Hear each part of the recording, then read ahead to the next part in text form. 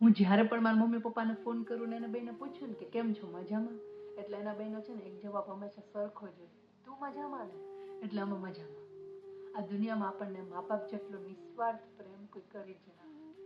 આપણે ખુશ હોય ને તે ગમે એટલા દુઃખી હશે ને તે બધું ભૂલી જાય ને આપણે બધા ખુશ થઈ જાય. અને આપણે દુઃખી હોય કે કંઈ તકલીફમાં હોય ને તે કદાચ ખુશ હશે ને તે બધું ભૂલી જશે અને આપણી આંખમાં પાણી જોઈને એની આંખમાં પાણી આવી. આપણને ગમે ત્યારે કંઈ ચિંતા, મૂંઝવણ કે તકલીફ હોય ને સૌથી પહેલા મા બાપ પાસે જ જવાનું. જે સલાહ અને દિશા આપણને આ દુનિયામાં મા બાપ બતાવીએ કે એનાથી સાચી સલાહ કે સાચી દિશા બીજું કોઈ બતાવી જ ના.